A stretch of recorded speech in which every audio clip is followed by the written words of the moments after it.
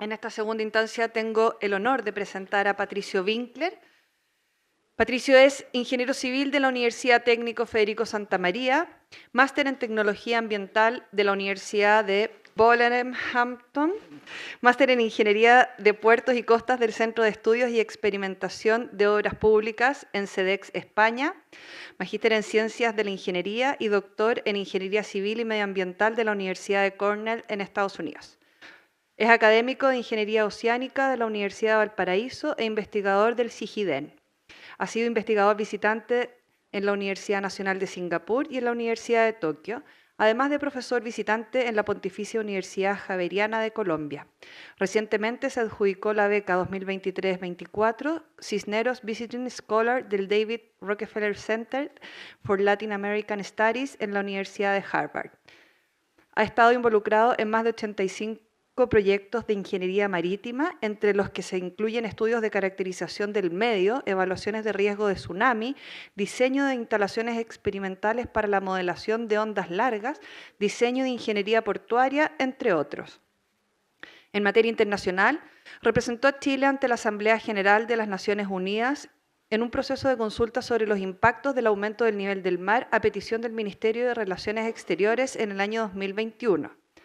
Participó en la COP25 como miembro de la delegación encabezada por el Ministerio de Ciencias y, a solicitud del Ministerio de Medio Ambiente, ofició de representante técnico en el proyecto de gestión de riesgos vinculados al cambio climático en las costas de América Latina 236 y el Caribe.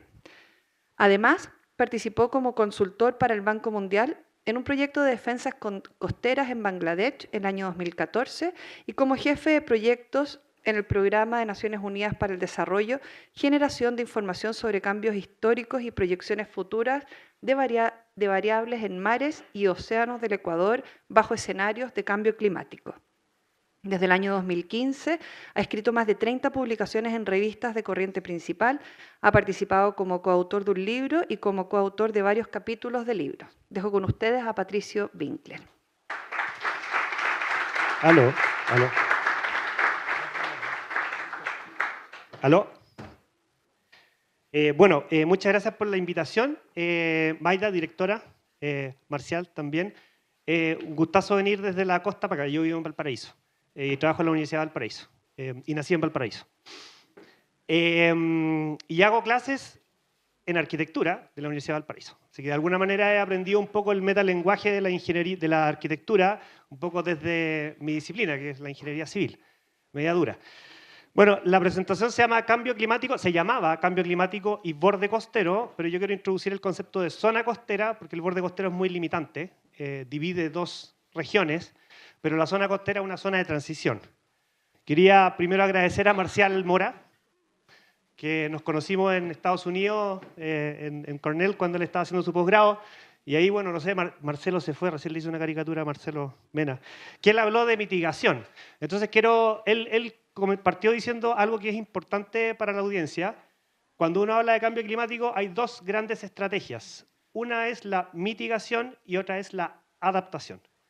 Y la mitigación tiene que ver con la reducción de la cantidad de gases de efecto invernadero en la atmósfera, y eso se hace reduciendo las emisiones o capturando emisiones, ¿ya? Y para eso están las COP, el Acuerdo de París, todas estas cosas donde uno se compromete a reducir las emisiones. Y claro, yo voy a hablar de adaptación, que en el fondo es, dado que existe un cambio climático, entonces cómo adaptamos nuestros sistemas para que sean más resilientes ante las nuevas amenazas que vamos a identificar, ¿ya? Bueno, yo pertenezco al grupo de Ingeniería Oceánica de la Universidad de Valparaíso y lo que nosotros hacemos es llevar la ingeniería al mar, ¿ya? Es así de simple, llevar la ingeniería al mar.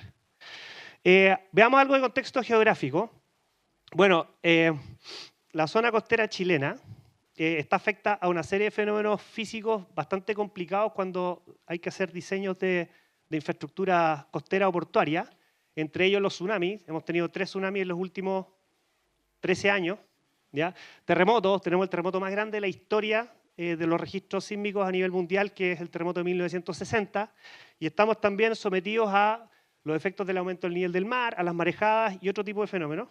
Y esta costa es bastante particular y se parece a muy pocas costas en el planeta. Aquí hay una interacción entre la placa de Nazca y la placa sudamericana que genera un cordón, que es el segundo cordón montañoso más grande del planeta, que es los Andes. Pero también está la fosa más profunda, la segunda fosa más profunda del planeta, que es la fosa Chile-Perú, que está aquí en azul, ¿ya? No se ve. Y eso hace que tengamos los gradientes verticales más grandes del planeta en términos de orografía o topografía, ¿ya? Y ese es nuestro contexto. Ahora, si nos acercamos un poco más a la zona central de Chile, bueno, el clima está esencialmente condicionado por lo que pasa en la atmósfera, y la atmósfera es una capa que tiene alrededor de 800 kilómetros de espesor, o sea, como de aquí a, no sé, será La Serena, un poquito antes de La Serena, ida y vuelta, ¿ya? Más o menos. Pero en los primeros 10 kilómetros, que son los primeros píxeles que hay acá, ¿ya? Los 10 kilómetros, el Everest tiene 8.800 y tantos metros. ¿Ya? O sea, esa altura, un poquito más arriba, ahí es donde está la mayor concentración de masa, densidad de la atmósfera, y es donde ocurre esencialmente el cambio climático. Entonces, el cambio climático, si se fijan, ocurre en un tramo, un par de píxeles acá, y dentro de esta escala se ve que las escalas horizontales son mucho más importantes que las verticales. ¿Ya?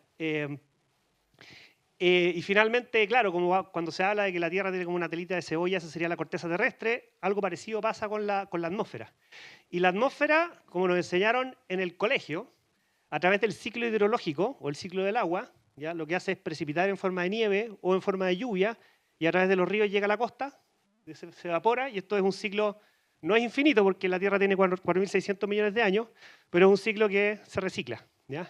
La cantidad de agua en el sistema planeta es aproximadamente constante desde un poquito después de su formación.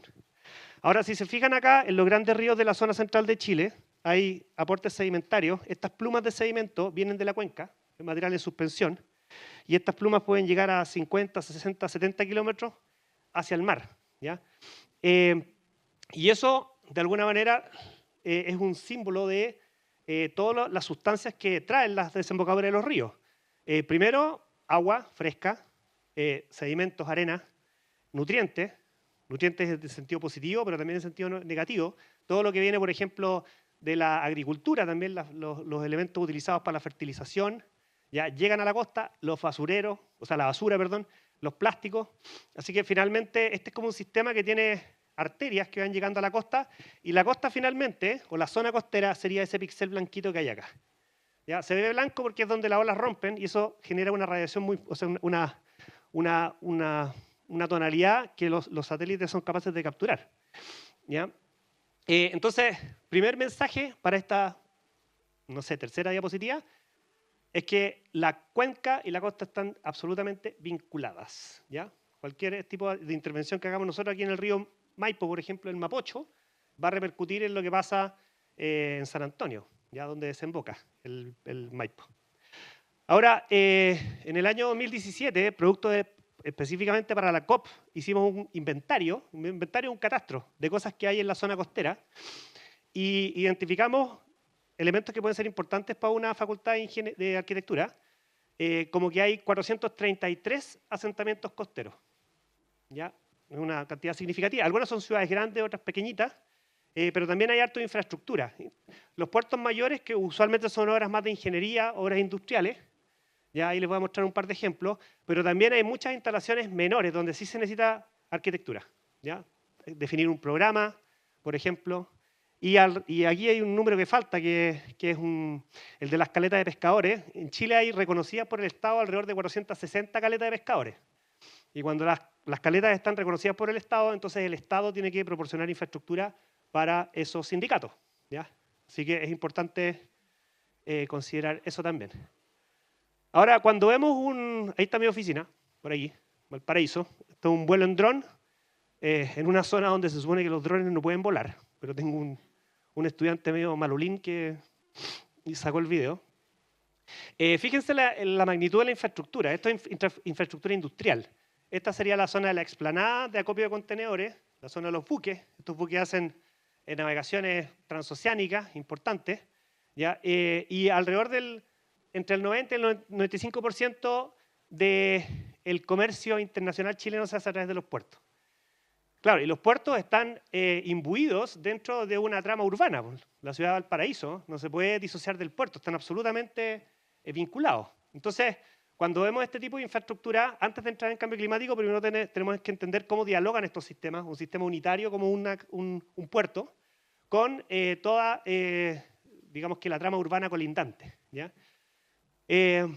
Específicamente en los puertos, hay veces en que hay que construir este tipo de cosas que son obras de abrigo para generar zonas tranquilas, donde las embarcaciones pueden generar la transferencia de carga, pero si nos salimos de los puertos necesitamos mucha infraestructura costera, ¿ya? Defensas costeras, caminos, bueno, hay de todo, ¿sí? De hecho, en el inventario que les mostraba recién, identificamos alrededor de 18.000 cosas, sistemas naturales y sistemas humanos en todo Chile, entre lo que serían elementos de infraestructura, por ejemplo, plantas de tratamiento de agua, qué sé yo, puertos, caletas, rampas y sistemas naturales, humedales, playas, desembocaduras, dunas, etc. ¿Ya? Ahí está el buque oceanográfico nacional, Cabo de Horno se llama, que a todo esto para el tsunami el 27 de febrero del 2010 estaba en el astillero Asmar, vino el tsunami y lo levantó, lo hizo navegar y cayó arriba de una playa, afortunadamente, si no podría haber tenido algún tipo de daño, y ahí está la Esmeralda, ¿ya? Esta es la obra, según los profesores de la Universidad de la USACH, esta es la obra más importante del siglo XX en Chile, que es una obra que uno la ve y no es tan importante, piensa que no es tan importante. Aquí, en la punta, hay alrededor de 60 metros de profundidad, que sería equivalente a un edificio de unos 24 pisos. Pero esto es material sólido y está construido sobre un terreno que no podemos ver, ¿ya? Imagínense lo que son 60 metros de profundidad. Y tiene como 1 kilómetro de largo, ¿ya? Pero fue en su momento el puerto más importante de Chile y ahora es el segundo más importante después de San Antonio, ¿ya? Ahora, ¿qué cosas han pasado con el tiempo en este territorio costero? Esta es una imagen que está en un librito que les voy a mostrar después, que muestra la evolución en 70 años de la zona norte de la bahía de Valparaíso. Esto sería Concón, las famosas dunas de Concón. Fíjense cómo es un territorio donde había un camino escénico, ¿ya? Bastante bonito, costó mucho hacer ese camino. Esto se transformó en una zona bastante densificada y una de las cosas que voy a comentar, si es que hay tiempo, es precisamente el cómo nosotros hemos ido habitando estos territorios, ya incrementando lo que se llama la exposición, que es un concepto que les voy a explicar, y aumentando finalmente el riesgo.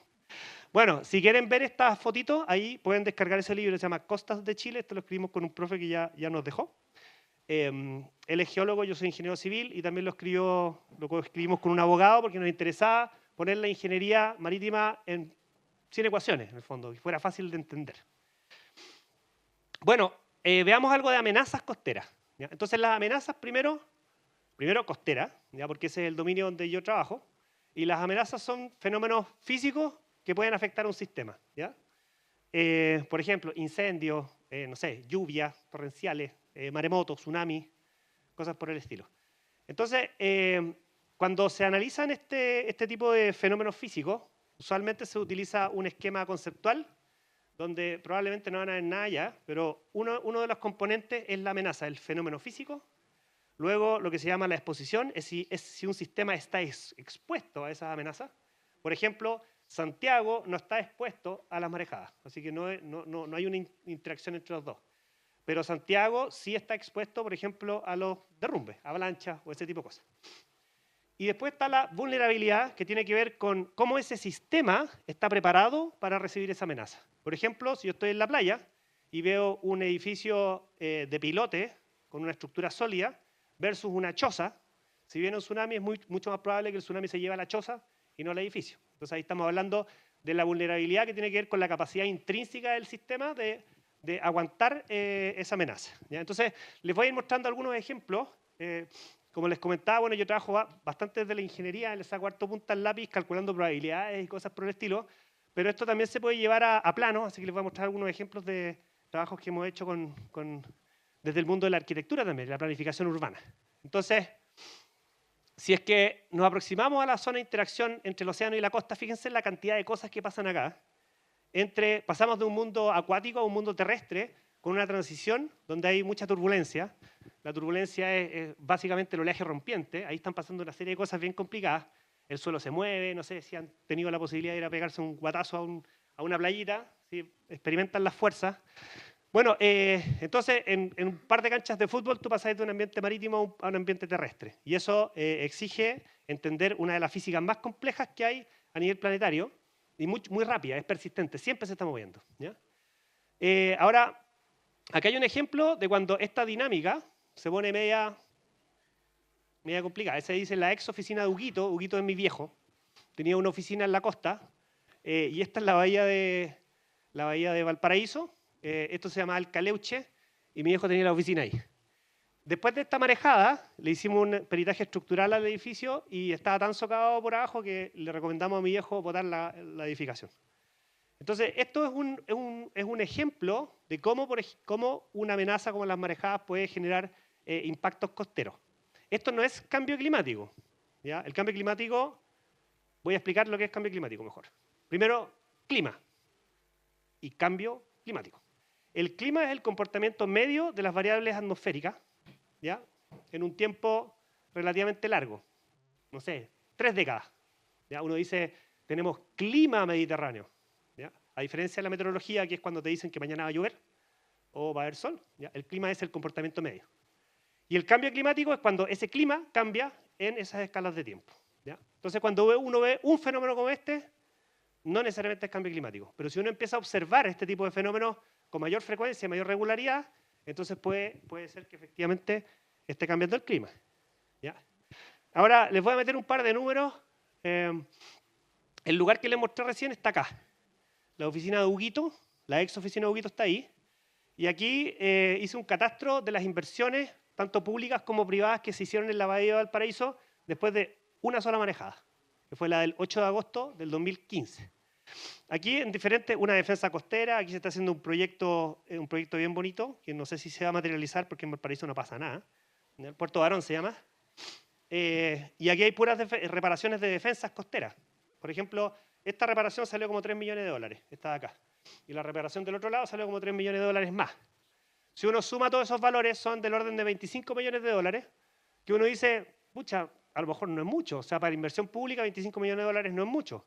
Pero es reparación, pura reparación. O sea, cuando yo estoy estudiando ingeniería, a mí me enseñan a diseñar, no me enseñan a reparar. La reparación es la parte menos sexy de la ingeniería. ¿Ya? Y usualmente es difícil tenerla dentro de los presupuestos, pero eso equivale al orden de 20.000 viviendas de emergencia del terremoto del 2010, solamente en reparaciones de defensas costeras. ¿Ya?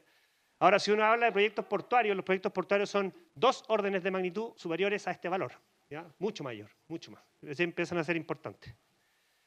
Bueno, nosotros en la escuela hemos ido desarrollando nuestros estetoscopios para examinar al paciente. Entonces, por ejemplo, aquí está la misma bahía, la bahía del Paraíso, y estos son modelos numéricos que lo que muestran es el oleaje y lo ocupamos como pronóstico. Tenemos sensores metidos debajo del agua, tenemos también cámaras, por ejemplo, que las procesamos. Aquí lo que hacemos es hacer tratamiento de esas imágenes para ver cómo se mueve esta línea de costa y a partir de eso podemos ver cuál es la respuesta de la playa, si la playa se acerca o no a las edificaciones. ¿Ya? Y bueno, y nos enfrentamos ante ciertas amenazas. Este es mi cabro chico, este es el Tomás, pero como Marcial lo habrá visto hoy día en la mañana, ahora está con este porte. ¿Ya? Pero lo puse para comparar su altura, en ese tiempo era 1,20 m, con el aumento del nivel del mar. ¿Ya? El aumento del nivel del mar al año 2100 es de alrededor de un poquito menos de 1 metro. O sea, así, por aquí va a estar el agua más o menos. Por ahí podría estar. Hay harta incertidumbre. ¿Ya? Y para lugares como Valparaíso probablemente no sea tan relevante, pero hay islas que producto de este aumento del nivel del mar han experimentado migración climática. ¿Ya? Por ejemplo, hay una isla que se llama Vanuatu, que tiene un convenio firmado con Nueva Zelanda para tomar a esos migrantes climáticos y se los llevan a Nueva Zelanda porque en 100 años más va a estar debajo del agua. Y en algunos lugares de Chile también este efecto va a ser importante. Les voy a mostrar un ejemplo en Coquimbo. Acá también hay otras amenazas que ocurren en la costa, no necesariamente todo es climático. Este es el terremoto de 1985 y este es el puerto de San Antonio. Fíjense lo que ocurrió en esta estructura. Se vino abajo, después cambiaron un poco las normativas estructurales. Nosotros tenemos muy buena ingeniería estructural, sí, top mundial, pero no tenemos, por ejemplo, buena ingeniería de tsunami. Ahí estamos guateando. Y este es el ejemplo del tsunami. Esta es la bahía de Talcahuano y arriba San Vicente. Yo estaba participando del diseño de un terminal acá, en App, que se estaba construyendo justo para el tsunami. Pero después fuimos a terreno y nos dimos cuenta que en la bahía de San Vicente el tsunami prácticamente no había inundado. O sea, pero fíjense lo que pasó en Talcahuano. ¿Ya? Hay mucha socavación, mucho daño estructural acá, los contenedores terminaron en la ciudad, ya los buques también. Entonces, esto es como para aprender de que los tsunamis son muy específicos de sitio. ¿Ya? Y cuando tú querés tirar un diseño, de, por ejemplo, un paseo costero, aparecen preguntas como, ¿diseñamos para tsunami o no?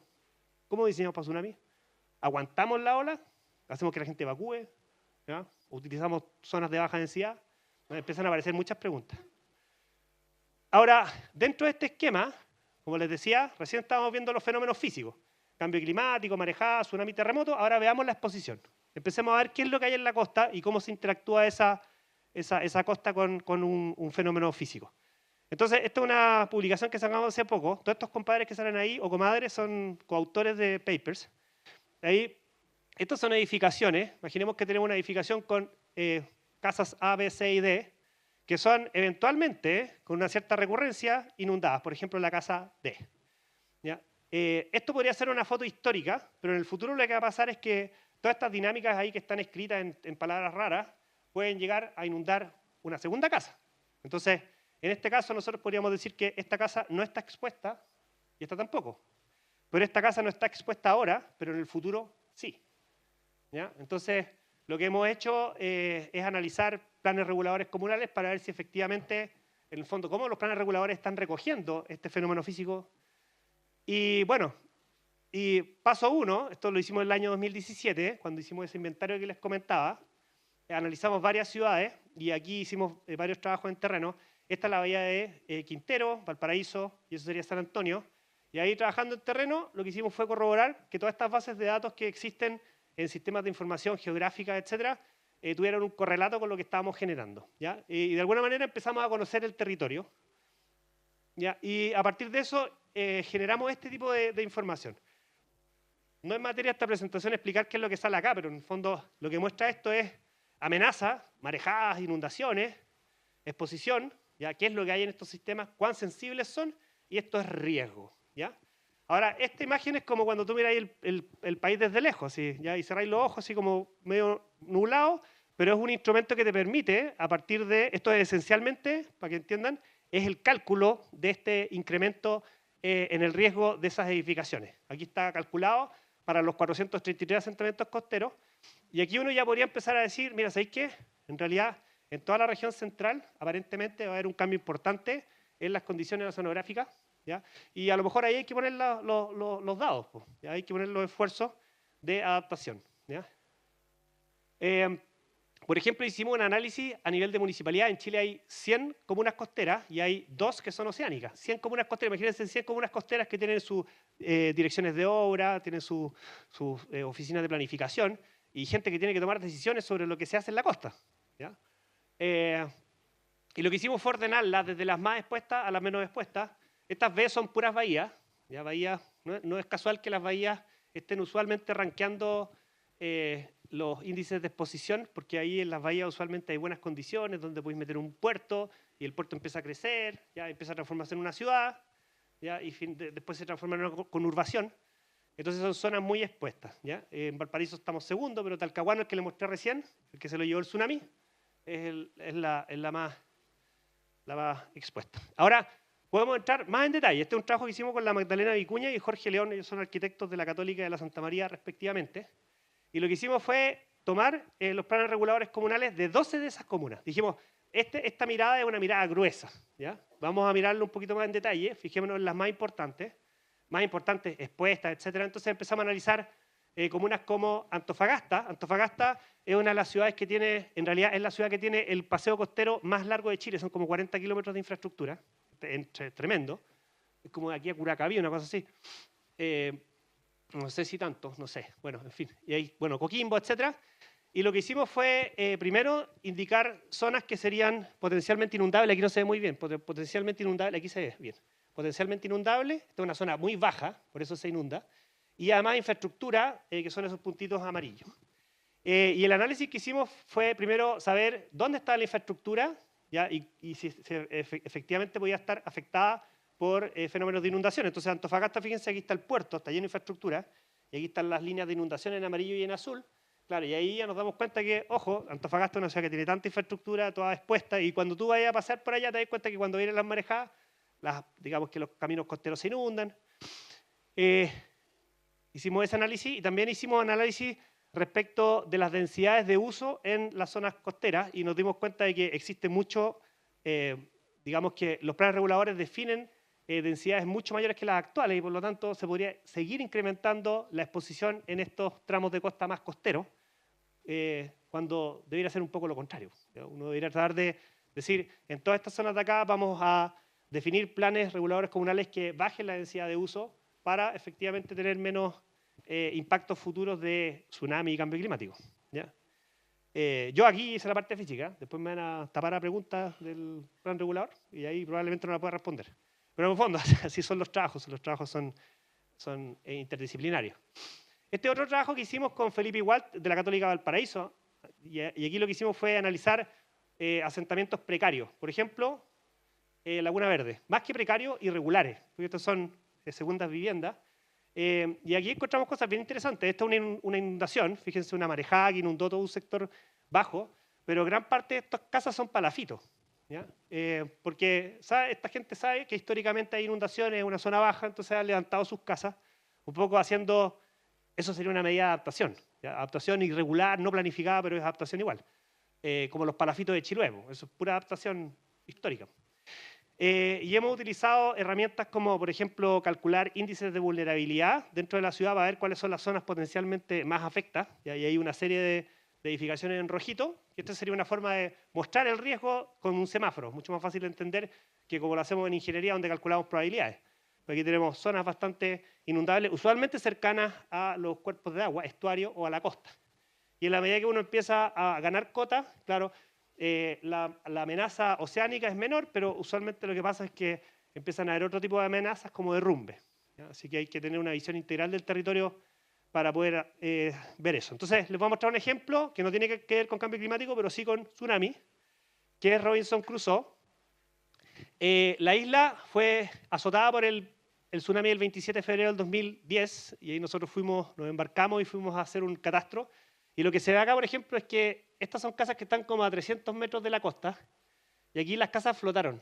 ¿Ya? Si se fijan, están todos los pollos verticales, así que flotaron simplemente como flota un buque. El principio de Arquímedes, que dice que cuando yo sumerjo un objeto debajo del agua, experimento una fuerza vertical hacia arriba, igual al peso del volumen de agua desplazado. Eso es como lo que te enseñan, no sé si en física, no sé, pero flotan las cosas. ¿Ya? En cambio, las estructuras que están muy cerca de la costa, fíjense los palos indicando que efectivamente hubo un flujo mucho más violento. Entonces, la forma en que fallan las estructuras es muy distinta si uno está muy cerca de la costa a si está lejos. Ahora, hicimos un análisis de seguimiento que lo hemos hecho en varios lugares durante 10 años para ver cómo se reestructuró esa ciudad. ¿Ya? Entonces, aquí se ve San Juan Bautista, que sería el asentamiento, y todas las casas rojas son casas que habían antes del 2010, que después de la inundación simplemente se las llevó el tsunami, y esto quedó completamente soplado. Estas casas azules oscuros son edificaciones que no son habitacionales, y estas son edificaciones habitacionales. Entonces, de alguna manera, las edificaciones habitacionales salieron de la zona de inundación, que está indicada aquí en azul, y aquí se generaron otros usos a través de una modificación en el plan regulador. Así que ese es un buen ejemplo de actuaciones. Ahora, por ejemplo, quieren volver a posicionar el gimnasio en el mismo lugar donde se lo llevó el tsunami en el año 2010, y es complicado porque cuando uno entra a este territorio, que es como un territorio medio imposible, así, ya, como que, claro, aquí medio imposible, esa zona de ahí. Claro, si tú te vas más arriba, entonces empiezas a ponerte en lugares donde las laderas son muy inclinadas y puedes tener otro tipo de riesgo o de amenaza. ¿Ya? Así que esto requiere como una lectura física del territorio previa a la definición, por ejemplo, de los usos que se les va a dar. ¿Ya? Otros fenómenos que hemos visto son los ríos. Esta fue una columna que yo puse al diario que se llama "Los ríos ya no tienen fuerza", y les voy a explicar por qué no tienen fuerza y cuáles son las implicancias. Entonces ahora sí lo voy a vincular con cambio climático. Lo que se muestra acá son proyecciones de temperatura a nivel global para esa ventana, 2041-2060, está cerquita. ¿Ya? Y lo que se ve es que en general las temperaturas van a aumentar bastante en el hemisferio norte sobre tierra. ¿ya? Y el mar es un regulador de temperatura. Si se fijan, es bastante más blanquito esto, que significa que las temperaturas no van a aumentar tanto. ¿Cuál es la implicancia de eso? Que gotita de agua que cae en el continente tiene mucho más propensión a evaporarse, ¿ya? Ahora, si nos cambiamos ahora a la lluvia, que es la cantidad de agua que cae, estas son las proyecciones de precipitación para la misma ventana de tiempo. Y fíjense que en Chile, café significa que va a haber una reducción de la lluvia, que ya la estamos experimentando a través de esta sequía larga, que también es bastante equivalente a lo que pasa en otras celdas de circulación a nivel mundial, son bien parecidas. Entonces lo que estamos viendo ahora, eventualmente en el futuro va a ser incluso más fuerte. Entonces, no solamente tenemos mayor evaporación, sino que además tenemos mucho menos lluvia cayendo. En otros lugares del mundo, por ejemplo, hicimos una pega en Ecuador, y ahí en Ecuador va a haber un incremento de la lluvia. Y el problema de ellos con cambio climático es que van a venir eventos mucho más intensos de lluvia, derrumbes, crecidas, ¿ya? Distintas a las nuestras. Ahora, este es un trabajo que hicimos con una profesora de la Católica, ahí dice Santa María, pero es la Católica ahora, la Megan Williams. Empezamos a ver las desembocaduras de los ríos, a ver cómo se comportaban. Entonces, esta es una imagen de la Aconcagua, esto es Concón, ya en los años 30, y esa es la Aconcagua 2022. La gran diferencia es que antiguamente el río estaba conectado con el mar y hoy en día existe una barra aquí que se cierra. Y esto es sintomático. El río Maipo se cierra ahora con mucha frecuencia, el río Maule, que es un río grande, se cierra, y así sucesivamente. Ahora, ¿por qué importa esto? Desde la perspectiva, primero, ecológica, estos sistemas son cuerpos de agua que tienen su valor. No es gratuito que haya una ley de humedales urbanos en la actualidad que busca preservar precisamente esos cuerpos de agua, pero desde el punto de vista del cambio climático esto es importante porque estos son sistemas súper sensibles. Son sensibles a lo que pasa aguas arriba de la cuenca y a lo que pasa aguas abajo de la cuenca. Y a mí me gusta hacer la analogía con los... No sé si alguna vez alguien ha tenido la posibilidad de ir al Chiflón del Diablo, estas minas de carbón que tú viste, ¿ya? Las minas de carbón que hay en la región del Biobío. Y cuando te metí en la mina y te apagan la luz y te dicen, oye, aquí nosotros en nuestro tiempo, o sea, su tiempo, los mineros lo que hacían era ocupar canarios, que los ponían en las bifurcaciones de las bóvedas de las minas, y cuando los canarios se morían era porque había gas grisú, entonces arrancaban los obreros. Algo parecido pasa con esto. Las desembocaduras son súper sensibles, son los elementos más sensibles que tenemos en el sistema hidrológico para identificar cambios climáticos. Entonces, esto no me interesa que lo entiendan porque toma harto tiempo entenderlo, pero sí les voy a decir qué tipo de variables utilizamos para poder entender por qué estas cuestiones se están cerrando. Una cosa podría ser mirar la cantidad de agua que llega por el río, ¿ya? Y los caudales, de una serie de tiempo, de muchos años, antiguamente eran grandes y de repente el río dejó de traer agua. Esta es la napa de agua, ¿ya? La napa de agua cuando hacía un pozo, ya está el nivel del agua.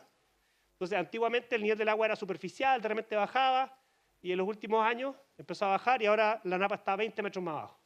O sea, tiene mucho menos agua superficial en los ríos, tiene mucho menos agua subterránea, ¿ya?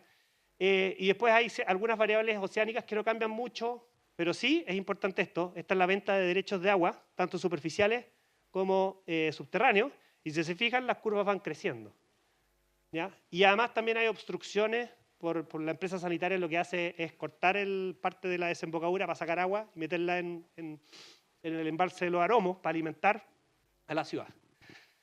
A partir de todos estos diagnósticos, cuando hay el doctor, te hacen todos esos exámenes que uno no cacha nada, ¿ya? La conclusión es que tenemos una cuenca donde hay mayor temperatura, por lo tanto, mayor evaporación, menor lluvia, ¿ya? En conjunto, menos agua en los ríos. A eso se suma la extracción para, por ejemplo, la agricultura del palto, que es intensa, ¿ya? Y además la extracción de arena para construir ciudades.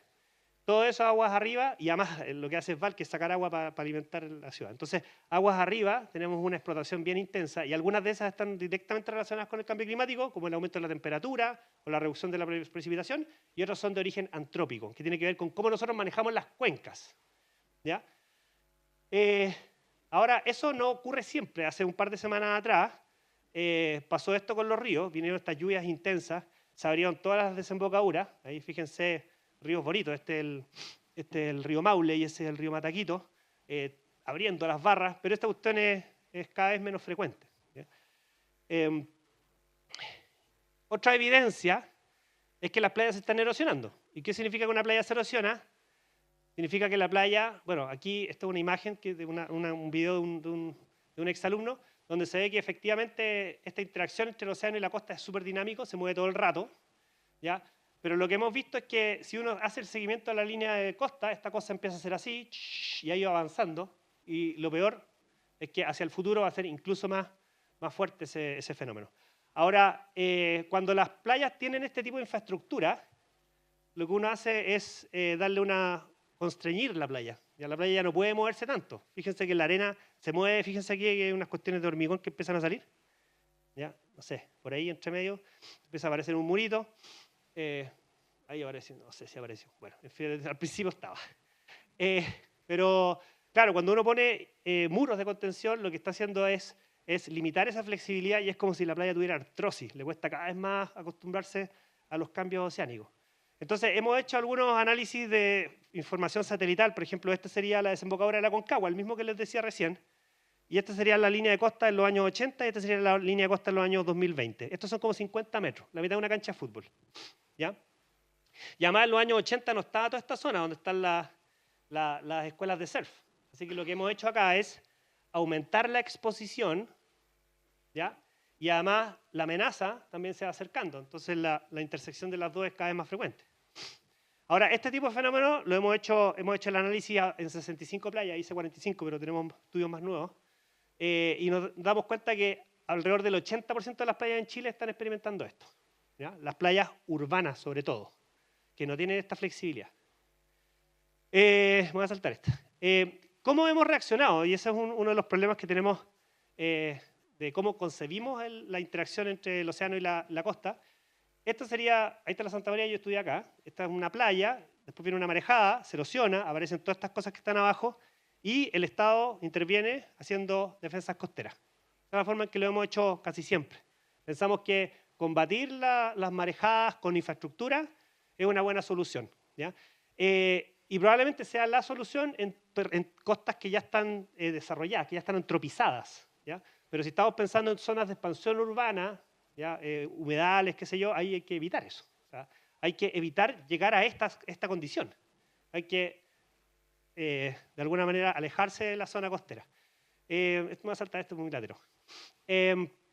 Ahora veamos un ejemplo, ¿ya? Esta es la bahía de Coquimbo y fíjense que la bahía de Coquimbo está bastante, digamos que, cubierta de proyectos inmobiliarios y esto es súper interesante. En el año 1958, el presidente Gabriel González Videla, que era serenense, decretó, o no sé cómo se dice, el Plan La Serena, que tenía como compromiso o como meta mantener el casco histórico de la ciudad a través de restricciones arquitectónicas que ustedes las conocen más que yo. Pero en el plan decía que toda esta zona acá, que eran como alrededor de 3.000 hectáreas, eran terrenos de ciénagas pestilentes. O sea, así está escrito, así eran ciénagas pestilentes. En el fondo hoy día le decimos humedales y queremos preservarlos. Entonces, el plan lo que dice es que esas 3.000 hectáreas se tienen que reemplazar por terrenos agrícolas, ¿ya? Bueno, se hizo y después de los años 80, ya no sé qué pasó ahí con el uso del territorio, pero fíjense cómo terminamos con una zona muy baja, poniéndole mucho peso, hay mucha carga acá, porque estos elementos pesan, entonces hay un peso sobre el terreno se hunde, el nivel del mar aumenta, súmese a eso que en este sector fue afectado, sobre todo la zona sur, por el tsunami de 1922, o sea, llevamos, claro, una centuria sin un tsunami grande, entonces hemos construido en 100 años una exposición tremenda. Y lo que vemos es que las inundaciones, por ejemplo, en el sector del Faro que está ahí, son cada vez más frecuentes y esta cuestión va a seguir incrementándose. Hoy en día, y esta es parte de un proyecto que hicimos, estamos tratando de preservar con un plan de conservación de un humedal urbano, que es la desembocadura del río Elqui, 8 hectáreas. 8 hectáreas de 3.000 hectáreas de humedales. Ya, o sea, en 70 años nos echamos al bolsillo 3.000 hectáreas que ahora estamos tratando de proteger. Bueno, y estos son típicos esquemas nomás de qué es lo que puede pasar en el futuro con diferentes fenómenos físicos. Tampoco me voy a detener en ello, pero sí quería mostrar esto, ¿ya?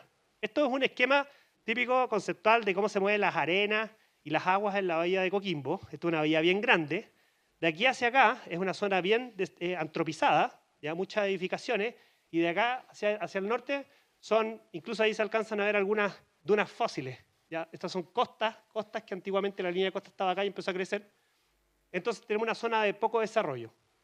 Ahora, si nosotros quisiéramos definir medidas de adaptación al futuro, en este tipo de bahía, podríamos decir, por ejemplo, hacia el norte, que la mejor forma de garantizar de que esta costa siga siendo flexible es a través de instrumentos de planificación territorial. Evitar, por ejemplo, construir la prolongación del camino costero, que llega hasta como por acá. El camino costero llega hasta como por acá. ¿Ya? Porque, bueno, usted sabe más que yo también de estas cosas. Una vez que se hace una senda, ¿ya? Lo que se hace es garantizar, dar las condiciones habilitantes para que haya un desarrollo inmobiliario.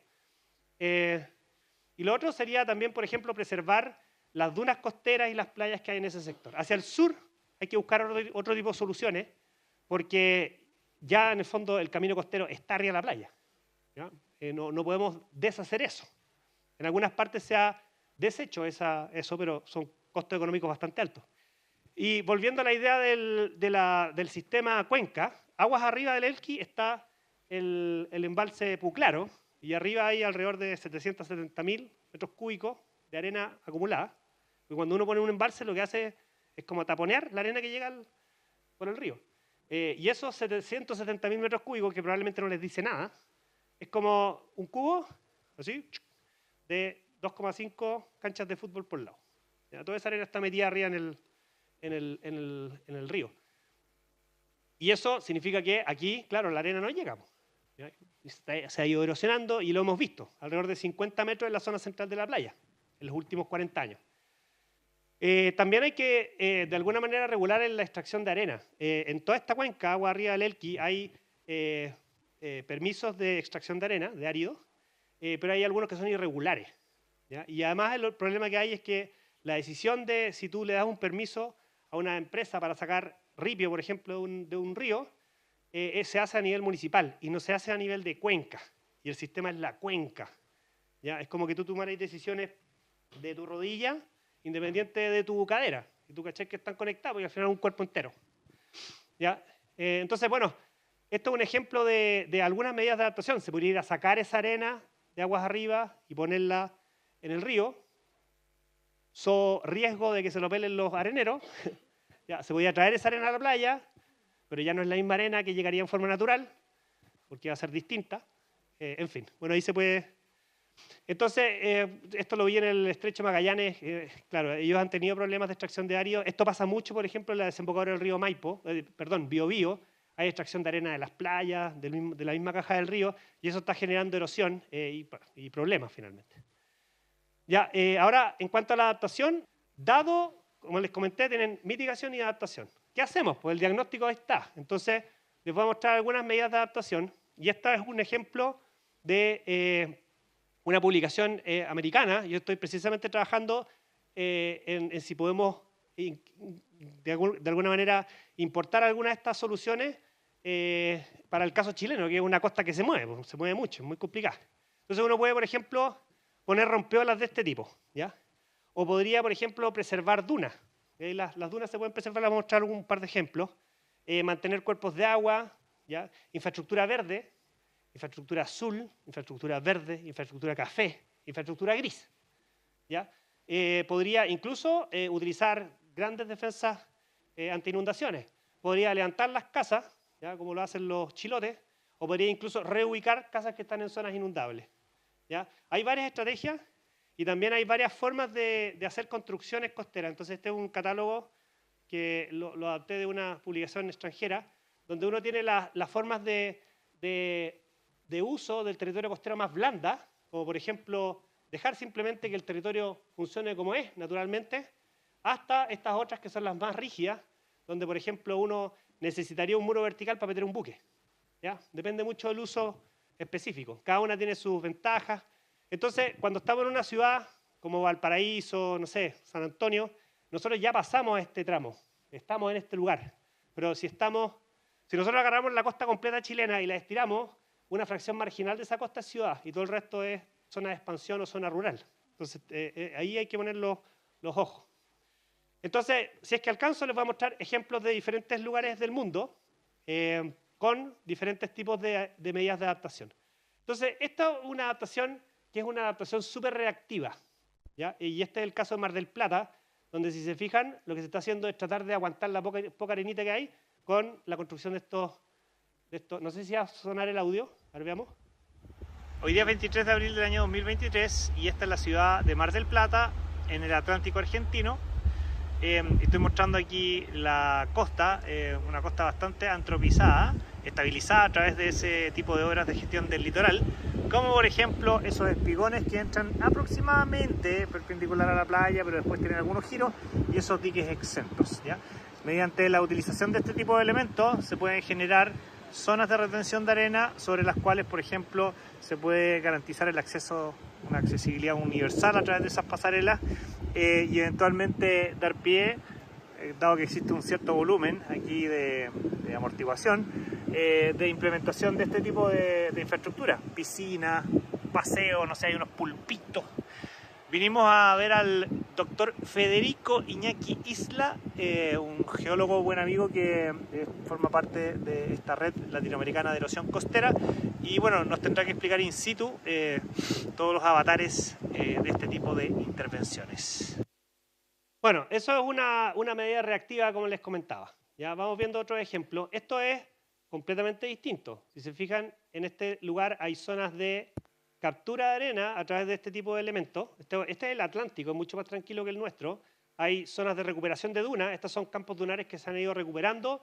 Uno le pone estas cuestiones y veamos qué es lo que dice el video. Hoy día es 25 de abril del año 2023 y esto es Carilo, en el Atlántico argentino, al norte de Mar del Plata. Este es un sector bastante acomodado. Ahí se alcanzan a ver la primera línea de edificios, y tras esos edificios hay casas bien pudientes, bonitas, metidas en el bosque. Y claro, bueno, es una playa de abundantes arenas, sana, se alcanzan a ver aquí las dunas. Y claro, la edificación es bastante más atrás. Hay algunos puestos, bastantes accesos, que son accesos ahí, como se alcanza a ver en el fondo, accesos un poco intrusivos. Madera. Básicamente pasarelas de madera. En este caso hay un acceso y una construcción, tiene el nombre Neruda, un restaurante. Pero está levantado y se alcanzan a ver algunos efectos del transporte eólico en los pilotes. El transporte eólico. Y ahí en la duna de atrás se ve que hay algunos esfuerzos de estabilización de las dunas. Ahí van poniendo cercos de ramitas, que lo que hacen es reducir la velocidad y promover la estabilización de las dunas. Una playa bastante ancha, de baja. Bueno, este es un ejemplo de donde se le da a la costa la posibilidad de adaptarse a las condiciones oceánicas, ¿ya? Ahora, este es otro ejemplo, puro paseo aquí. Bueno, igual tengo hartas canas y no he viajado tanto, pero son... Hoy día es 9 de febrero del año 2023 y esto es Playa del Carmen, en México. Ya, esto es una costa bastante lineal, rectilínea, que se prolonga a lo largo de la Riviera Maya por varias decenas de kilómetros hacia el norte y hacia el sur. ¿Ya? Es una costa de playas blancas, muy rico. ¿Ya? Y quería mostrarles esta solución, una solución típica de este es un dique exento constituido por geotubos, eso se llaman geotubos, que son elementos que se llenan con arena, y el objetivo de ellos es básicamente disipar la energía o evitar que el oleaje llegue a la playa y generar volúmenes de arena y anchos de playa lo suficientemente adecuados para la actividad de playa de sol como la que caracteriza esta zona. Ya, ¿qué importa de esto? Es que fíjense aquí, no sé cómo pararlo. Bueno, esas son soluciones blandas, no son gran infraestructura muy dura. ¿Se fijan? Estos son simplemente unos chorizos que se les mete arena y se les pone ahí. Ese tipo de soluciones en el caso chileno no funciona bien porque nosotros tenemos un clima marítimo endemoniado y es probable que con un par de marejadas terminen todas esas cosas en la playa. ¿Ya? Pero igual es un ejemplo interesante. Y lo otro, que el video más largo, fíjense que hay mucha acumulación de algas y las algas disipan energía. Cuando uno ve que las olas pasan por ahí, se meten en el campo de algas y las algas lo absorben. Entonces quería mostrarles aquí un ejercicio que estamos haciendo ahora. Estamos haciendo un proyecto FONDEF, que el objetivo, esto es Pichidangui, este es un campo de algas. A esta escala prácticamente no se ve, es simplemente un manchón, pero vamos a ir viendo los fenómenos físicos que se dan cuando la ola va llegando a la costa. Y lo que estamos haciendo nosotros ahora es probar si efectivamente estas algas son eficientes para disipar la energía. Entonces, en Maitencillo, que queda al ladito de acá, estamos haciendo un cultivo de 1 hectárea, 1 cuadra, que la estamos instrumentando. Medimos las alturas de las olas antes y después para ver si efectivamente las algas son capaces de disipar la energía de las olas. Si disipan la energía de la ola, son como un amortiguador, porque la ola no genera tanto daño en la costa. Y aquí fíjense que las olas se mueven, producto en virtud de las corrientes, y además hay turbulencia. Cuando las algas se mueven a costa de la energía de las olas. Las olas gastan su energía mecánica para mover las algas, ¿ya? Y la turbulencia es una forma de disipación de energía. Entonces las algas efectivamente, en términos conceptuales, generan esos dos mecanismos que disipan la energía. Ahora hay que ver si son lo suficientemente adecuadas como para romper los oleajes endemoniados que tenemos en el caso chileno, ¿ya? Y eso es lo que estamos haciendo ahora en Maitencillo.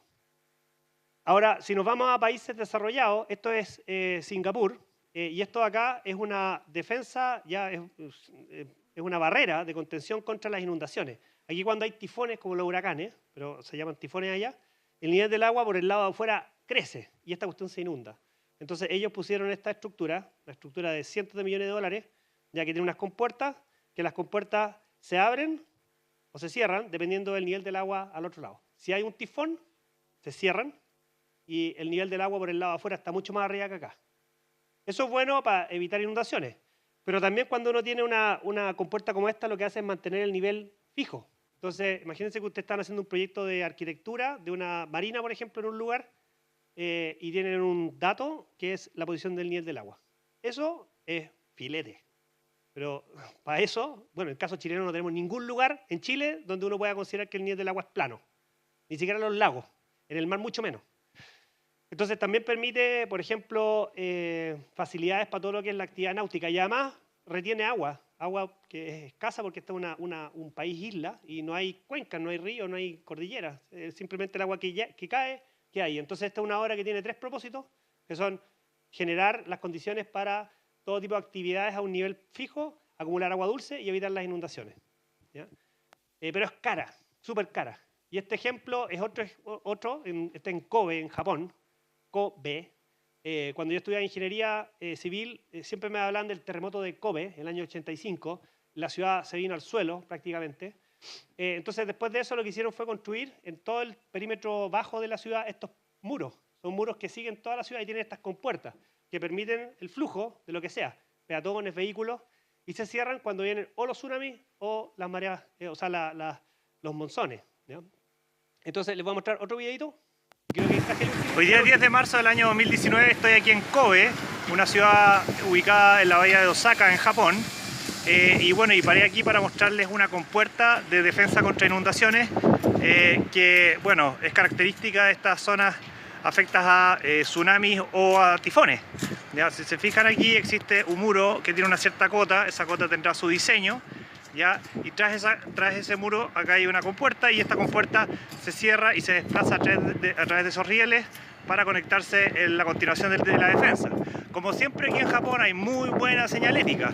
Claro, y aquí te explican, lamentablemente en japonés, cómo funciona la compuerta, que si los rieles, etcétera, alguna documentación técnica. Y bueno, y veamos la compuerta como es. Básicamente una estructura de acero que corre sobre unos rieles, ¿ya? Y esta estructura se cierra cuando existen alertas de tsunami, ¿ya? O tifones. El tiempo de reacción de los tifones es bastante más holgado que para los tsunamis. Aquí en Japón la fosa oceánica está ubicada un poquito más lejos que la chilena y por lo tanto los tsunamis se demoran un poco más en llegar, pero estamos hablando de entre 30 minutos, 40 minutos, a diferencia en Chile donde los tsunamis pueden llegar de manera casi instantánea. ¿Ya? Los tifones, como es una... Ya, muy largo. Ahora les voy a mostrar otro ejemplo, país desarrollado también, esto sería Boston en Estados Unidos. El video yo creo que es más explicativo. Hoy día 21 de mayo del 2023 y este es el North End Park en Boston, en un lugar que se llama el Inner Harbor, como el puerto interior, toda esta zona que está allá atrás en el fondo. Y bueno, y este parque es bastante único, es el primer parque resiliente ante el clima y fue construido el año 2020 bajo una iniciativa que se llama Climate Ready Boston. ¿Ya? Es un parque que tiene un waterfront, que sería como este camino costero, además con equipamiento, por ejemplo juegos, hay canchas de béisbol, canchas de tenis ahí en el fondo. Y fue construido sobre un seawall o un muro costero antiguo que estaba acá abajo. Aquí hay unos planos que dejan bastante claro cómo funciona esto. Ese es el layout del parque, y lo que hicieron fue tomar el muro antiguo, ese es el seawall, claro, y lo levantaron con esta estructura que se puede inundar pero con poca frecuencia. Ya está, para los eventos extremos puede ser inundable. Y además lo que hicieron, es bien entretenido, es poner todas estas estructuras que son muros adicionales para reducir la inundación, pero también sirven para que la gente se siente. Entonces es bien entretenido con diferentes niveles.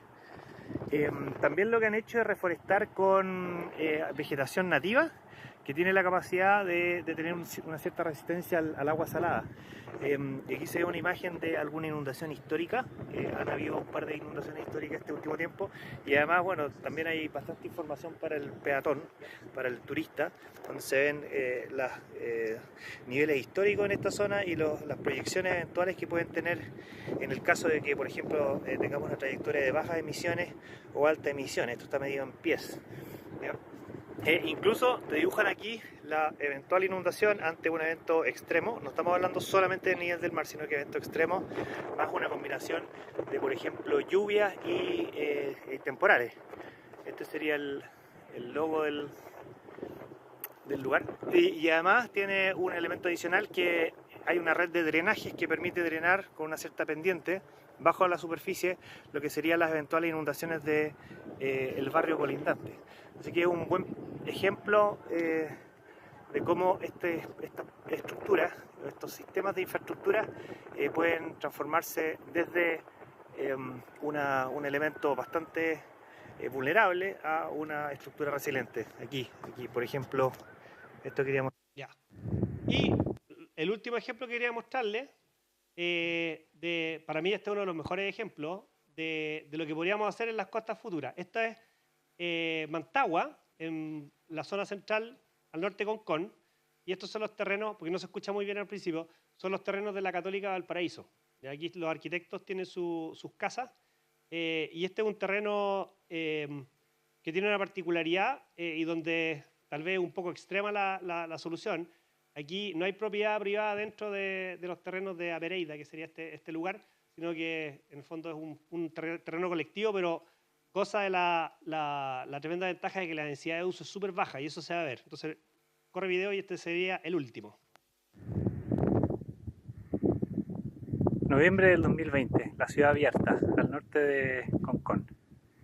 La ciudad abierta es un espacio de 270 hectáreas de una corporación afiliada a la Pontificia Universidad Católica de Valparaíso, que se emplaza, claro, en este campo dunar extraordinario que es el de Ritoque. Allá en el fondo se alcanzan a ver dunas bastante altas, ya un macizo arenoso que llega bastante más atrás, y esta es una de las desembocaduras chiquititas, pequeños esteros intermitentes que forman una barra, ya, que también eventualmente puede abrirse cuando hay años de caudal muy fuerte, años hidrológicos potentes. Esa es la vía del tren que conecta, bueno, Quintero, que es una zona industrial, bastante industrial hacia el norte, con el interior del continente. Y aquí se ve, bueno, lo que es una desembocadura de un río poco perturbada. Sí, existe un terraplén ahí, ese terraplén de ahí y este terraplén de acá, que de alguna manera constriñen la desembocadura, así que la desembocadura no puede derivar como solía hacerlo antes de la construcción del puente. Pero bueno, independiente de esa intervención, se ve que es una desembocadura sana. Hay poca intervención humana, y bueno, y aquí se puede hacer una analogía con algún lenguaje que se está posicionando de una manera un poquito snob en la ingeniería, que tiene que ver con la infraestructura verde, o sea, hablar de vegetación y utilizarla, por ejemplo, como sistema de amortiguación anticrecía o cosas por el estilo. Infraestructura azul, que sería el utilizar los cuerpos de agua también para lo mismo. infraestructura de café, que es el manejo de las arenas para lograr cierto tipo de objetivo dentro de un proyecto. Y bueno, y eso en contraposición a la ingeniería, a la infraestructura gris, que sería todo aquel objeto que está construido con hormigón. En este caso, bueno, son las pilas del puente que no generan mucha interacción con el flujo. Pero claro, un muro, por ejemplo, costero podría ser un caso de infraestructura gris. Bueno, esto es notable porque hay mucha presión inmobiliaria, sobre todo hacia el sur, ahí en Reñaca, o sea, en Concón, perdón. Les voy a mostrar una imagen ahí al fondo de la cantidad de edificios que se han construido ahí al fondo, en el horizonte. ¿Ya? Y esto de alguna manera ha jugado un rol fundamental en la preservación de este campo dunar. No es lo mismo construir en una costa rocosa, como la península de los Molles, ahí al fondo, ¿ya? Donde no hay fenómenos o procesos físicos muy complejos como los que podemos ver acá. ¿Ya? En un lugar como este, las intervenciones generan perturbaciones mayores. ¿Ya? Bueno, en fin, para resumir, ya hoy día les voy a contar sobre amenazas, principalmente vinculadas al cambio climático. No hablamos de terremotos ni de tsunamis, que son súper importantes. También de exposición, donde los arquitectos porque la toma de decisiones respecto de cómo habitamos el territorio viene más desde la arquitectura, desde la ingeniería. Nosotros los ingenieros somos serviciales para la definición de estos planes de uso territorial y las grandes obras de infraestructura. Al final lo hacemos entre todos. Y bueno, y las medidas de adaptación. Y no traje casos extranjeros para andar cacheteándome, sino que para darles el ejemplo de que en Chile prácticamente no hay adaptación sistemática. O sea, lo que se hace es casi puro reactivo. Entonces, estos ejemplos que les puse son como para ver si los podemos traer a la mesa y evaluar si es que son posibles de utilizar en el caso chileno. Soluciones como la de Singapur probablemente no sea muy viable, a excepción de algunos lugares como zonas industriales donde pueden haber, no sé, en fin, pero yo creo que por aquí va la cosa. O sea, si ustedes en el futuro, en las próximas 3, 4 décadas de desempeño profesional, tienen la posibilidad de acercarse a la costa, yo creo que el mensaje que se debieran llevar de esta charla es que estos son territorios dinámicos, se mueven, están en constante movimiento y ustedes tienen que considerar esa variable al momento de finalmente trazar lo que tengan que trazar. Eso sería todo.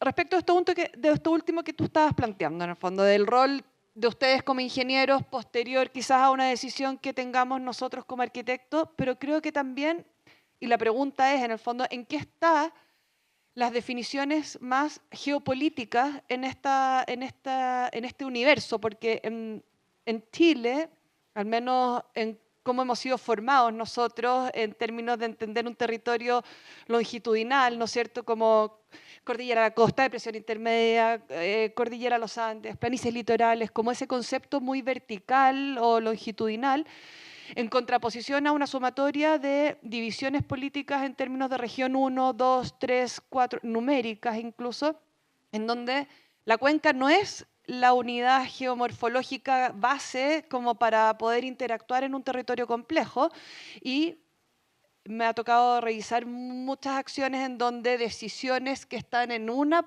comuna o en una región impactan, producto de, ¿no es cierto?, este avance a través de los ríos, ¿no es cierto?, impactan finalmente en las costas de una otra región o una otra comuna. Ahora, hay ejemplos de otros lugares en el mundo. Por ejemplo, los holandeses definen una franja que es bastante ancha. Entonces, tú cuando vas al territorio costero te das cuenta que las ciudades están detrás de los cordones dunares, porque es mucha arena. Nosotros igual tenemos en algunas partes donde hay arena, pero tenemos costas rocosas también. Entonces, eso de alguna manera le da como esa amortiguación, muy parecido a lo que yo mostraba en Argentina, en Pinamar, ahí como que hay espacio. ¿Ya? Y lo que hacen ellos es que cuando hay que poner una obra de infraestructura, claro, se hace a costa del sacrificio de un lugar específico, pero con una compensación importante, o sea, una compensación de verdad, un porcentaje importante de la inversión para medidas de compensación. ¿Ya? Estamos hablando, no sé, un 5, un 10% de la inversión. Puerto San Antonio son 3.500 millones de dólares. Si tú dedicáis un 10% de ese monto, por ejemplo, a compensación, podríais tener, no sé, en fin, podría hacer muchas cosas. Pero yo creo que eso ya tiene que ver con la componente ambiental. La componente ambiental, yo creo que cuando se hacen estas intervenciones que son las inevitables, ya las medidas de compensación no están un poco a la par, son usualmente como bajas. Entonces, tienes la limitación de la línea de más alta marea, tienes la limitación ambiental, y chuta, es que esta cuestión da para mucho. También hay otras componentes ambientales como que, por ejemplo, cuando se hacen evaluaciones de proyectos específicos, usualmente son proyectos 1 a 1. Entonces, claro, uno dice, quiero hacer un proyecto, quiero hacer no sé, un territorio, lo que sea, y se analiza ese y no se analiza con la interacción que hay con los terrenos colindantes. Entonces también está como esa fragmentación. Y después viene, yo creo que lo más importante, al menos en las costas arenosas, este esquema de sistema de cuencas, donde no es solamente el manejo de la cuenca desde la perspectiva hídrica, sino que también es desde la perspectiva sedimentológica.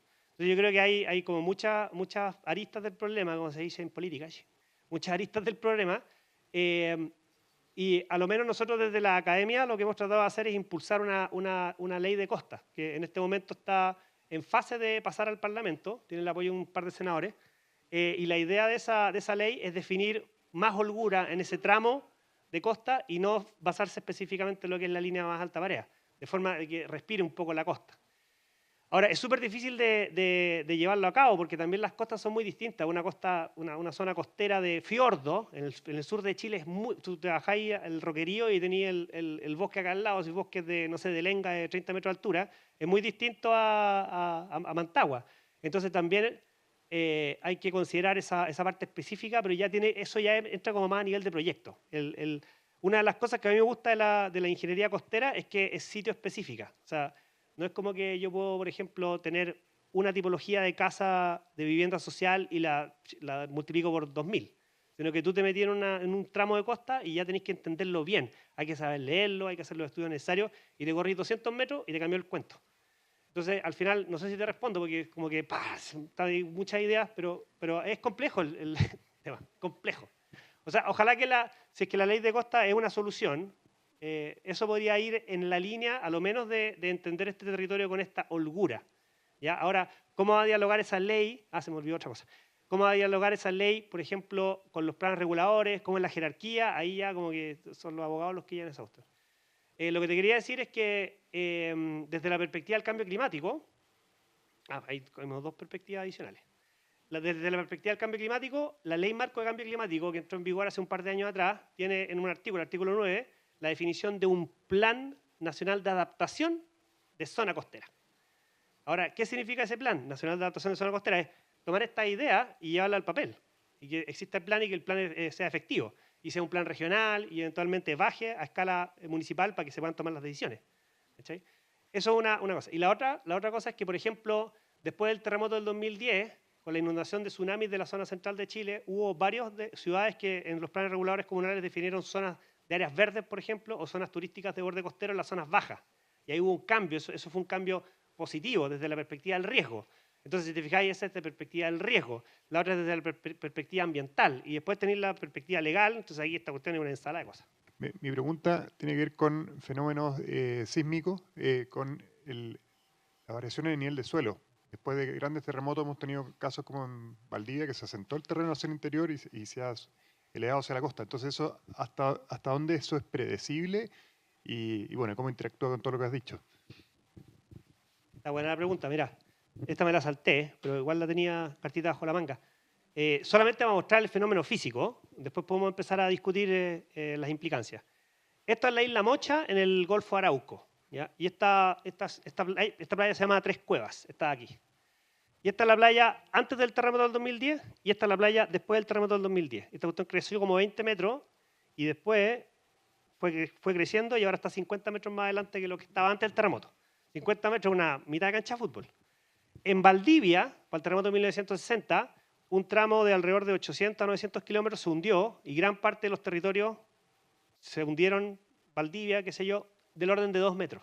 Y eso hizo que lugares como, no sé, Valdivia está lleno de humedales, y no es casual, es en parte por efecto del terremoto del 1960. Maullín también.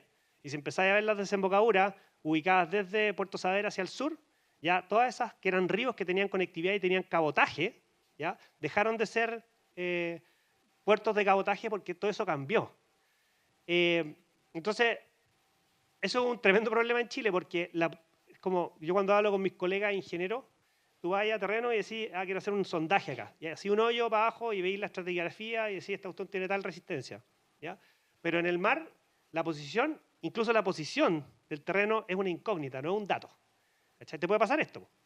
Entonces, la pregunta es si es predecible o no. Bueno, se pueden acotar esos valores. Los máximos desplazamientos verticales que hemos tenido históricamente medidos en Chile son de 5,7 metros, son casi 3 pisos, en la isla Huamblin para el terremoto de 1960. Y los máximos hundimientos son de 2 metros en Valdivia en un tramo de 600 kilómetros. Ahora, ese terremoto fue una brutalidad. En general, los terremotos tienden a deformar verticalmente el terreno del orden de 30, 40 centímetros, para arriba o para abajo, depende de dónde estáis. ¿Cachai? Este caso aquí, bueno, fueron 3 metros. Aquí el terreno se levantó 3 metros en la isla Santa María, un poquito menos de 3 metros. En realidad estoy exagerando, 1,6 metros en Punta Coronel, que está acá. Aquí para ser más preciso, en esta parte de acá, ahí se levantó 1,6 metros. Entonces, claro, la pregunta es como, bueno, ¿y qué hacemos con eso? O sea, si tú estás haciendo, por ejemplo, un paseo costero, el paseo costero se te puede transformar en una senda lejana a la costa. Y eso pasó justamente acá abajo. Yo me acuerdo que iba al terremoto, a todo esto cuando viene un terremoto, nosotros tiramos todas las cosas al tiro de terreno. Agarramos una camioneta, recorriendo la costa, mirando lo que pasa. Y fuimos aquí a la punta de la vía que queda acá abajo, y la Dirección de Obras Portuarias estaba construyendo un muro, una defensa costera. Y tú vas ahora para allá, y la defensa costera está como a 50 metros de una tremenda playa que se formó después del terremoto. ¿Cachai? Entonces, es una incertidumbre súper alta. Sabemos dónde pueden haber hotspots, así lugares donde se va a mover mucho el terreno. Por ejemplo, todas las puntas que salen hacia afuera. Mejillones, por ejemplo, las puntas de Coquimbo, esas, mientras más te acercáis a la fosa, más se va a levantar. Mientras más te alejáis de la fosa, más se va a hundir. Eso te podría dar un indicio. Pero no estamos en condiciones de hacer una predicción, solo acotar las variaciones verticales. Ahora, de nuevo, la pregunta es, ¿lo vas a considerar dentro del cálculo de tu obra o no? Por ejemplo, si tú querías hacer un muelle, ¿el muelle lo vas a hacer acá? ¿O lo vas a hacer acá más arriba pensando que el terreno se puede hundir? ¿O lo vas a hacer aquí más abajo pensando que el terreno se puede levantar? Usualmente lo que uno hace es decir, mira, voy a poner la obra acá y voy a definir diferentes niveles de atención a las embarcaciones. ¿Ya? Porque además tenéis marea y todo eso, entonces tú podías jugar con esa holgura. Pero es súper difícil hacer la predicción. Hemos trabajado y hemos publicado harto sobre eso. Pero estamos súper lejos de poder decir, en este lugar, en los próximos 50 años, existe una probabilidad de un 80% de que el terreno se levante 40 centímetros. Estamos súper lejos de eso. Pero sí lo podemos decir para otras variables. O sea, si yo podría decir, en ese lugar, lo dije muy rápido, parece trabalengua, pero yo podría decir, en ese lugar, en los próximos 50 años, existe un 40% de probabilidad de que la altura de las olas sean de tanto. Eso sí estamos en condiciones de decirlo. Pero con los terremotos y los tsunamis nos falta mucho. El problema de eso es que los terremotos son un huascazo así que viene ¡guapá! Y hemos visto 3 o 4 en la historia de la ciencia, ¿cachai? Pasan así. En cambio, las olas están ahí permanentemente. Las podemos estudiar mucho más. Gracias. No sé si nos podéis contar algo acerca de qué oportunidad entonces habría de entender la energía intermareal en Chile. O sea, la energía desde la perspectiva de la cosecha de la energía o desde la perspectiva... Sí, se han hecho hartos estudios. A mí en particular, el año 2007 hicimos un estudio bien comprensivo de la energía en Chile. Mira, las olas se mueven todo el rato y generan energía y uno podría sacar esa energía. Pero el oleaje es una energía difusa, igual que el sol, igual que el viento. Para poder cosecharla, tú necesitas muchos elementos que vayan absorbiendo puntualmente o concentrando la energía de las olas para poder sacarla. ¿Ya? Y eso es caro porque construir en el mar es caro, es complicado, los metales se te corroen rápidamente, uno construye en un territorio donde no tenía acceso, necesita embarcaciones, entonces usualmente es mucho más caro. Y eso sería para las olas. ¿Ya? La última vez que yo estuve metido en esta cuestión hace como 3 o 4 años atrás, el costo de producir energía de oleaje era como 8 veces más alto que el costo de producir energía con carbón. Entonces todavía está muy lejos. A Marcelo le podría haber hecho esa pregunta, porque él maneja estas cosas como más al dedillo. El costo todavía está muy lejos de ser competitivo. En cambio, la solar y el viento, hace 20 años atrás, eran más caras que producir, por ejemplo, con hidroelectricidad. Y mucho más caras que producir con carbón. Pero eventualmente empezaron a bajar y hoy en día son competitivas, incluso más baratas. Entonces conviene hacer plantas eólicas, plantas solares, sobre todo plantas solares. Entonces, la complejidad es una barrera tecnológica porque los dispositivos están más o menos desarrollados y además una barrera práctica, ¿sí? Porque además tenéis que mantenerlo. O sea, piensa, nosotros utilizamos boyas y las ponemos en el mar, así, las lanzamos lejos, pero para poder ir a hacer mantención de ellas, tenéis que arrendar una embarcación que pueden ser $50.000, ¿cachai? Y ir a navegar, llegar acá, levantarla con un winche, ¿cachai? Una grúa grande, limpiarla, volver a ponerla y hacer esa cuestión cada 3 meses, ¿cachai? Y cobra, carito, súper caro. Entonces, eso es uno. Y lo otro es con las mareas. Las mareas son, porque las olas son estas cositas que vienen ahí por el viento. Y las mareas son producto de la atracción gravitacional de la Tierra, la Luna y el Sol que mueven las masas de agua.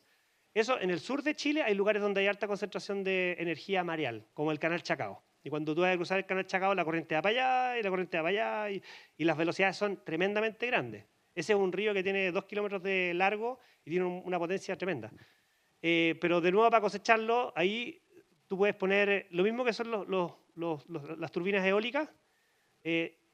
Utilizas unas cosas que se llaman turbinas hidroquinéticas, que en el fondo las metís debajo del agua, que son como una turbina eólica que puede girar de diferentes formas, pero de nuevo, súper caro, se han hecho todos los estudios, pero todavía está súper arriba el costo de ingreso. Entonces, todavía no son competitivas y se necesitaría mucha subvención en un país donde no hay plata, no sobra la plata. Entonces, yo creo que estamos, hace como 10 años atrás, los estudios de Fundación Chile y Corfo decían estamos como a 20 años de cosechar energía de las mareas y como a 30 años de cosechar la energía de las olas. Y yo creo que después de la última década estamos bastante más lejos.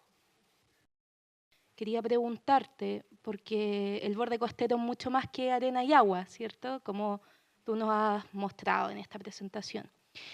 Y también el pensar el borde costero y poder hacer un proyecto es muy in situ, tal como lo decías tú. Y yo te quería preguntar qué rol, ¿cierto?, tienen esas especies que habitan los ecosistemas y muchas de ellas son parte del endemismo de nuestro país, ¿cierto?, que es uno de los que tiene más endemismo en el mundo.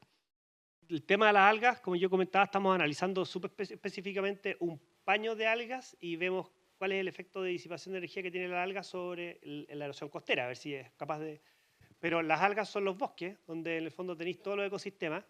Y en Chile tenemos un gran problema y es lo que se llama el barreteo, que en el fondo hay mucho barreteo, que es cuando vienen los compadres y cortan las algas desde abajo, y lo que están haciendo para exportación. En el fondo toda esta cuestión se va a Japón, que se ocupa para hacer cosméticos y cosas por el estilo.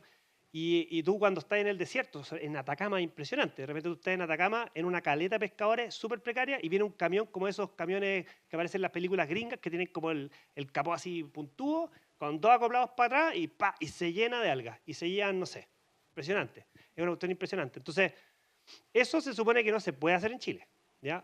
Pero hay una entidad que se llama Cernapesca, que es la que está a cargo de fiscalizar el que no se haga. Ya, por último, cortáis el alga más arriba, pero lo que hacen es cortarlos de cuajo. Entonces, eso es un tremendo problema.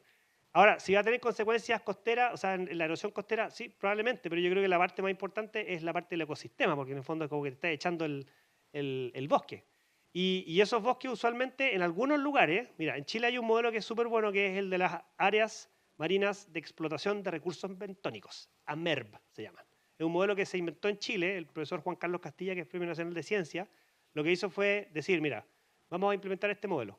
Los pescadores les vamos a asignar un área marina, AMERB se llama, una área marina, y ellos van a ser responsables de la tuición de ese territorio.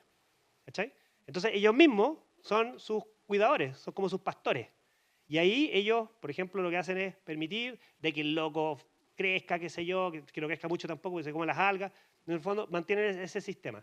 Y usualmente cuando tú ves una área marina de explotación de recursos bentónicos, bentónico es el vento, es el fondo. Si te vayas a una que no tiene esa protección, está mucho más depredada, porque los buzos llegan y cortan y hacen su pega. Entonces, yo creo que ese tipo de modelos de gobernanza son útiles porque en el fondo le estás asignando la responsabilidad al usuario, al mismo compadre que vive ahí mismo. No es papá fisco que viene, no, ni siquiera papá fisco, papá Estado que viene a fiscalizarte de que tú no saques las algas. ¿Cachai? Entonces, ese modelo ha sido exitoso, pero de nuevo, si tú agarras la zona costera, la estiráis y veis qué porcentaje de esa zona son AMERB, es chiquitito. ¿Cachai? Entonces, ahí yo creo que tenemos un problema y nosotros con este proyecto estamos haciendo un piloto para ver si efectivamente podríamos repoblar. Y eso tiene otras implicancias, porque si es que nosotros vamos a repoblar con una especie que se llama Macrocystis pirífera, que es el güiro flotador, ¿cachai? El güiro sube y arriba hace como una rama y se empieza... Claro.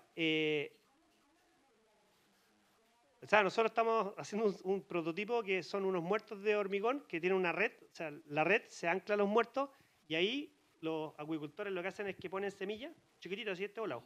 Una, otra, así como a 3, 4 centímetros. En una cuadra entera, imagínate lo que es eso, la media pega. Y a los 6 meses llegan a la superficie, crecen súper rápido. Y cuando llegan a la superficie empiezan a tirar para los lados y se amarran arriba. Eso es lo que esperamos nosotros, a lo menos en el proyecto. No sé si funcione. Pero claro, cuando tú estás cultivando un terreno, también es como lo que pasó en la zona terrestre cuando se empezaron a taponear todos los predios de eucalipto o pino. ¿Cachai? La idea es que no sea un monocultivo. Porque el monocultivo también al final es lo mismo, pero debajo del agua. Entonces, hemos hecho algunos esfuerzos, el equipo con el que trabajo, de ver cuáles son los efectos ecológicos de generar estos campos de algas a pequeña escala, y ahora lo vamos a agrandar, y en principio vamos a ver esta cuestión de las olas, pero los biólogos y los ecólogos que están trabajando con nosotros van a ver esa componente como ecológica, para ver si lo estamos haciendo bien o no. Ahora, nosotros vamos a ocupar Macrocystis pirífera que está al lado de otros campos de la misma cuestión, o sea, ¿cachai? No estamos poniendo una especie invasora, pero no sabemos, es una prueba.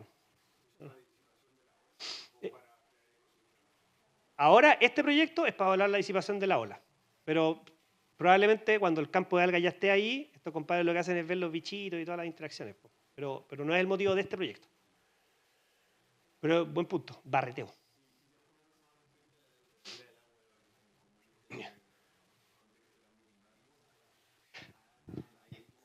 Sí, hemos hecho estudios en Chile. Hicimos un estudio para este súper interesante. Fue un estudio que terminamos el año pasado. Existe un fondo que se llama el Fondo de Investigación para la Acuicultura. Y ellos tienen tuición sobre las áreas de manejo. Marcelo Mena, así que ustedes lo vieron aquí, le hizo la charla. Ese compadre es responsable, en parte, de que tengamos un porcentaje súper alto de áreas de protección a nivel marítimo en Chile. Es un tremendo poroto. Bueno, a nosotros nos hicieron la pregunta, ¿cómo el cambio climático va a afectar esas áreas? Entonces hicimos un inventario y después empezamos a ver qué va a pasar con la temperatura, hicimos cálculos y vimos que la temperatura superficial va a aumentar, el oxígeno va a disminuir, el oxígeno disponible en el agua va a disminuir, y eso genera afectaciones en los ecosistemas, y eso después lo cruzamos con la probabilidad de que una cierta especie esté en un determinado lugar. Si aumentan las temperaturas, hay migración de especies, lo que se llama el nécton, que son los peces que nadan, que se pueden ir, por ejemplo, más al sur. ¿Cachai? Porque la temperatura aumenta y todo el sistema climático se mueve hacia el sur y las especies también. Hay algunos que son organismos sésiles que no se pueden mover. Las algas, por ejemplo, no tienen capacidad de adaptación tan rápida como los peces. Y hay unos intermedios, por ejemplo, todos los bichos que son rastreros, que son los locos, las lapas, esos se pueden ir moviendo, son como intermedios. Entonces va a depender mucho de la especie que te interese y de la magnitud del cambio esperado en variables como la temperatura, el oxígeno disuelto, el pH, por ejemplo, que el pH tiene que ver con la acidificación.